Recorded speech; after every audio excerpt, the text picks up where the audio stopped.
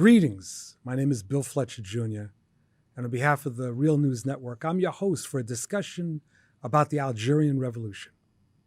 July 5th marks the 60th anniversary of Algeria securing its independence from France. After a brutal war of national liberation in which hundreds of thousands of Algerians were killed fighting to break French domination, Algeria declared independence on July 5th, 1962. For many activists around the world, including in the United States, the Algerian Revolution was a beacon of inspiration. A mass movement plus a guerrilla campaign had driven the French out. And the new government not only pursued non-traditional approaches to development, but offered badly needed support to freedom fighters in other parts of Africa, as well as around the world. Many African-American activists in the United States saw in the Algerian Revolution, including in the writings of the Martinican revolutionary psychiatrist Frantz Fanon, who devoted himself to Algeria, an approach and a lens to fighting racism, settler colonialism, and imperialism that went beyond the limits of civil rights or a black-white paradigm. But all was not paradise in Algeria. Today we're going to spend some time examining the historical significance of the Algerian Revolution, as well as its trajectory since 1962. We will attempt to understand the twists and turns, but also the tragedies that afflicted Algeria in the 1990s and the conditions that have led in the last several years to new popular movements challenging the status quo. To assist us in this journey, we're honored to be joined by Brahim Rouabah, an Algerian activist, co-founder, and former leader of the United Kingdom Algeria Solidarity Campaign. He's currently a doctoral candidate and a teaching assistant at the City University of New York, and is the author of an essay I strongly recommend from the Review of African Political Economy entitled The Colonial Counter-Revolution, The People's Revolution in Algeria. Welcome, Brahim. Thank you for joining us. Thank you for having me. Thank you, Bill. So I want to just start with what you would say in terms of the historical significance of the Algerian Revolution. Why should people care? What should people be looking at? As you know, that's a big question to answer in just a few minutes. But what I would say, as you mentioned before, that the Algerian Revolution really did break the legs of French colonialism in Africa, and that had reverberations across the continent and beyond. The Algerian Revolution has been served as an inspiration to liberation movements, both on the African continent and elsewhere in the world, but it has itself been influenced by other popular movements elsewhere. The Cuban Revolution is an example, but maybe more closely connected to the Algerian Revolution was the struggle of the Vietnamese people and the victory of at Dien Bien Phu in 1954 really gave the impetus for the Algerian Revolution. So just to set out the context, in the mid-50s, like 56, 57, the French Empire had around 500,000 soldiers, troops on the grounds in Algeria, trying to hang in tooth and nail to its the jewel in the crown in its empire. And the Algerian Revolution, through breaking down French power and prestige and reputation, allowed or created the space of possibility for over a dozen African colonies. So a dozen African states came into being in large part thanks to the struggle in Algeria. But that also reminds us that the struggles of oppressed peoples against racial, colonial, capitalist domination anywhere in the world is a struggle on behalf of all of us, on behalf of all of the oppressed and the wretched of the earth. So it had that significance. It had that's one sort of angle. The second sort of area that it had an impact was in sort of enshrining certain international norms, normalizing in some ways the resort to armed struggle as a legitimate means to unload the colonial yoke and dignifying it, that and highlighting the fact that what is more malicious or the cause of the reaction of oppressed peoples and their resort to armed struggle is a result of the violence of the colonial system, of colonial white supremacy. So that's another. So it had imposed those or helped to reinforce those international norms and enlarged the toolbox for people struggling everywhere in the world. It had also created the space for international or transnational solidarity between movements struggling against anti-colonial movement struggling and against colonialism all over the world. For many of us here in the United States, I was quite a young activist in the late 60s, and many Black Power, Black liberation activists were very inspired by the Algerian Revolution. But my sense is that with the coup in 1965, that something was changing within Algeria, even though Algeria's international relations seemed to remain fairly anti-imperialist, but something was going on that many of us didn't understand. And I'm curious if you could sort of take us give us an idea what happens after 65 going forward.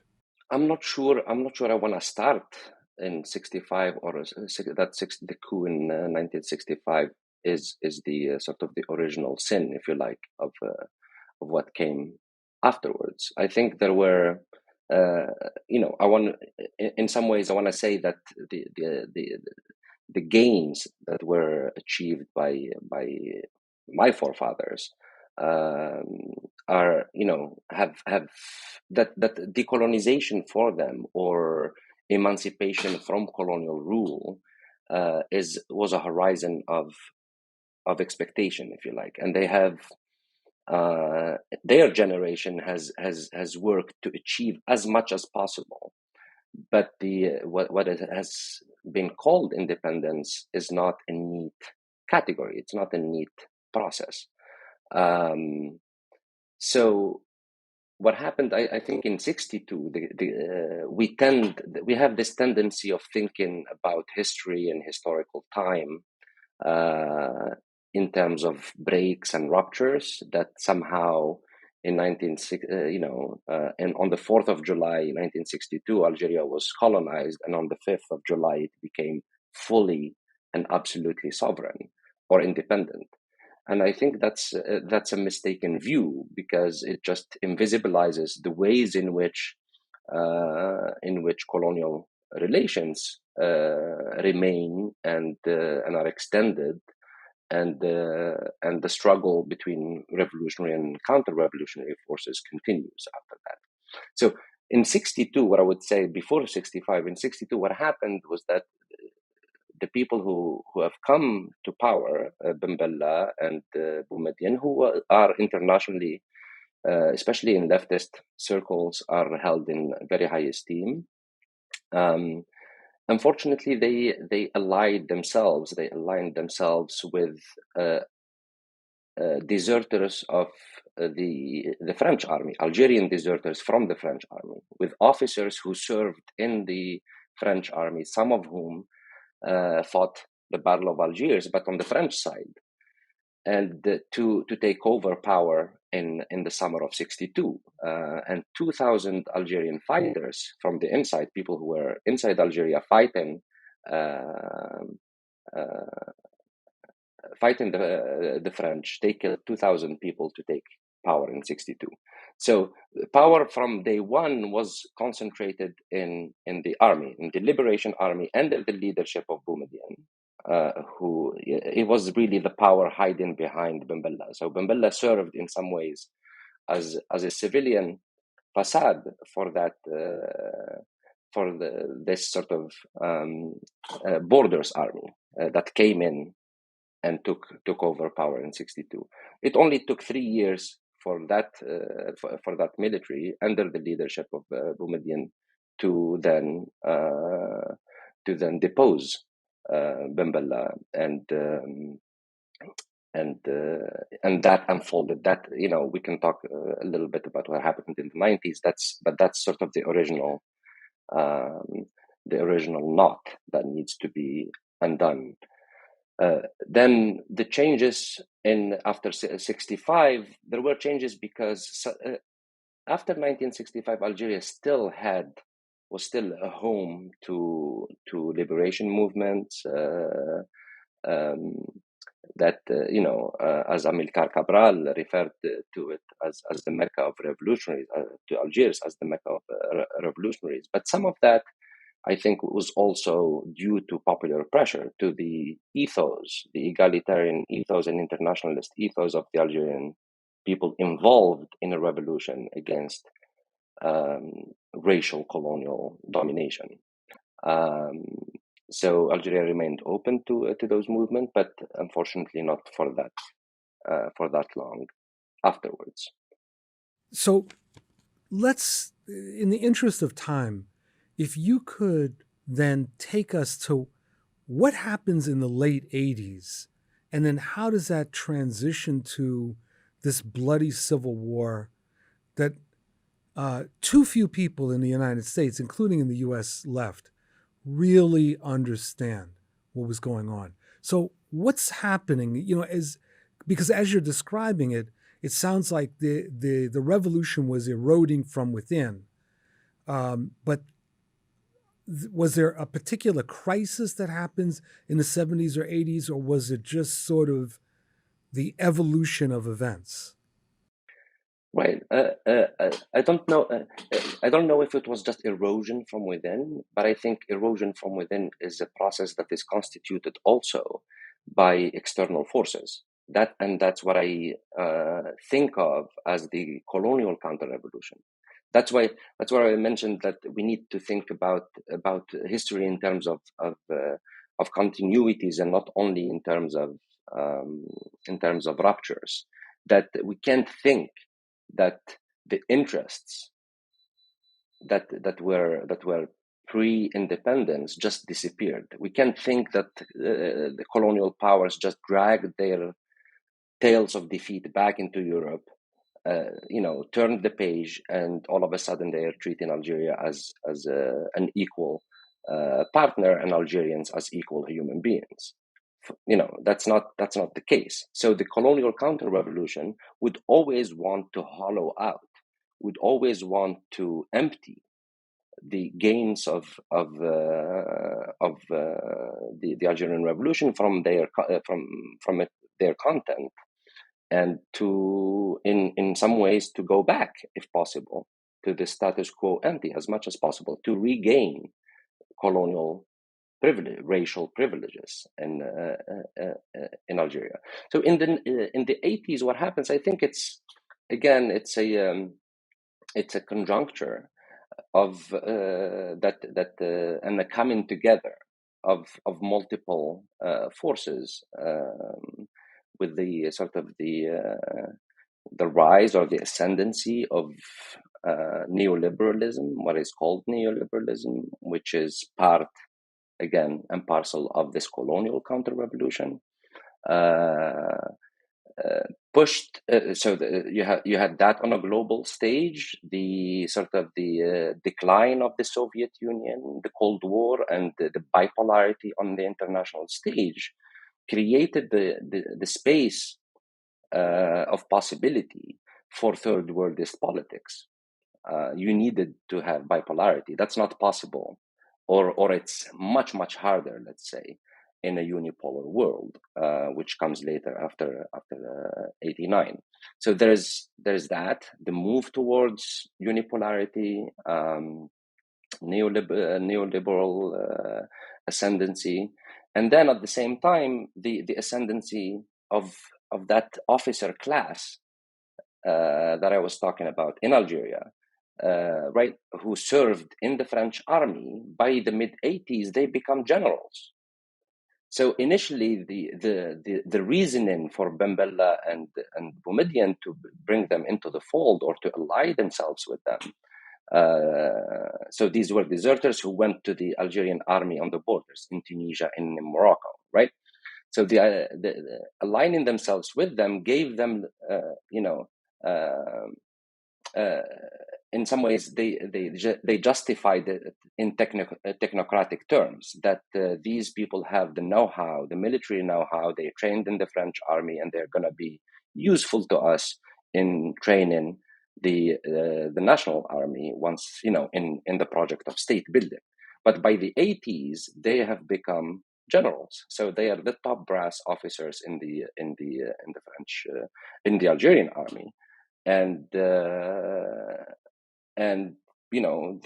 interests have always, in some ways, been linked to those of the metropole, of the colonial metropole. They are they are francophone.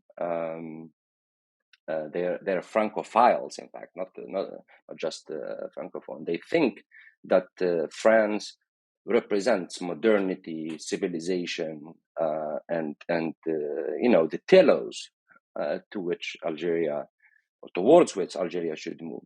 So in some ways, they are intellectually colonized. They haven't decolonized intellectually. So, and they are connected organically. Their economic interests are also intertwined with those of the imperial metropole. So what happens with oil, the oil prices fall, which are the main income for Algeria as an oil and gas producer. That creates food shortages, high prices of the foodstuffs, and brings Algerians on the streets, demanding sort of more social justice, because that created all these differences. And this military oligarchy, or comprador military oligarchy, then as the local agent of the colonial counter-revolution, embarks on a period, if you like, of dispossession. So it dispossesses the Algerian people of what had been recommoned or put back into the commons in 62. The privatization of lands, of publicly owned companies, and so on, and selling them sort of for peanuts to networks of privilege, those networks that are that orbit around this military oligarchy. And they justified this to themselves and to the world outside, and to a certain section of Algerian society, by saying this is a fight against. They justified the violence that accompanied that project, that sort of accumulation through dispossession.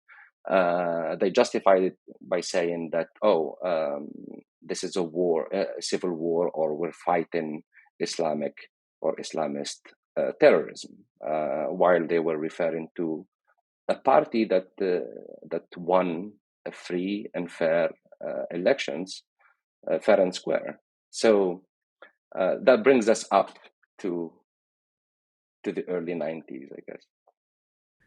Which result in the military taking over and a civil war that by all standards was incredibly bloody, But from what I understand, it was well. Actually, let me just ask you directly. So, what was really at stake in the Civil War? Was this primarily a battle of jihadists against a secular progressive state or a secular neoliberal state, or was this something else? I think the framing of civil war is a misleading framing of what had happened in the 90s in Algeria, and that's a framing that the sort of the ruling military oligarchy in Algeria pushes because it serves to confuse, especially people outside of Algeria, thinking that it is a civil war. Civil war implies that there are, two parts of the Algerian society that are fighting one another, while that was not the case. I think this was a war on civilians by a comprador military oligarchy that was dispossessing Algerians, right? Uh, and it needed to back any dispossession is a violent process. You need to back it by violence because people are going to resist that. And for them to divide the people, right, and to make it as if it is about religious forces in the country, and also framing it as a fight against jihadists, Islamists, which was, we're talking about an accredited political party that was accredited by the Algerian state. But to buy international support and to justify it on the international stage to the French, to the French public opinion, to the American public opinion, they were saying, "Oh, look, this is the rise of Islamism, and the rise of religiosity is going to bring about another Iran in the southern Mediterranean." So the Iranian Revolution had been around for less than a decade, and that had a major impact on the American psyche, the Western psyche, in terms of something that a force or a struggle that should not be allowed to be exported or to be contained. It needed to be contained. So the Algerian military oligarchy played on those fears, and they said, "This is what's going to happen if you don't back us in eliminating this threat." What ended up happening was 250,000 Algerians lost their lives. These people who lost their lives, they were the massacres that happened. There are studies now showing that most of the massacres that happened, in fact, happened in constituencies that had voted for the Islamist party in the 1991 elections. So it does not make sense to say that it is these people who have killed their own supporters. It had to be someone else who had an interest in doing that. But more and more research is being done on this period, and it's still Algerians themselves in some ways are rewriting, especially with the recent movement. There is a push to rewrite Algerian history and to deconstruct sort of the official historiography and narratives. Well, let me ask you about this then. We only have a few minutes left, and I'd like to segue from what you just said to the current moment. You said that there's a re-examination of that history. The news had many stories about a popular movement, the Hirak, that was underway. Is there a connection between that Hirak and an assessment of what happened in the 1990s? Absolutely. Again, because some of the it's the destruction the generation that's involved in the Hirak is a product of the destruction, the massive destruction that was wrought on Algeria since 1990 or 1992. So it's the dispossession, the retraction of the state, the privatization of publicly owned goods and resources, the opening up of the economy for imperial interests and multinational corporate interests. So some of it, the Hirak movement since 2019 has challenged all these processes and the narratives that come with them. So the Hirak sees itself as linked to the Algerian Revolution, anti-colonial revolution in organic ways. That this is the continuation of that struggle. Often you hear people saying that in 1962 we liberated the land, and now it's about liberating the people or the humans. So it's linked to the anti-colonial revolution, and it's very much linked to the 90s because the conditions that in which this movement comes, or against which it's rising up, have been put in place over the last 3 decades. Brahim Rouabah, I wish that we had 2 hours to go deeper. This has been fascinating. And I have, since I was a young radical, I've had this great love of Algeria and hope for Algeria. And at many points, my heart has been broken when I've looked at the tragedies that have unfolded, but at the same time becoming very inspired by the resilience of the people. And I want to thank you very much for joining us, because I think it's important that we celebrate 60th anniversary of the Algerian independence, recognizing that there's many challenges ahead. So I want to thank you again very much for joining us. Absolutely. Thank you so much for having me. And this is Bill Fletcher signing off for the Real News Network. And thank you very much for joining us today for this examination of the Algerian Revolution and the 60th anniversary of their independence from France. Thanks very much.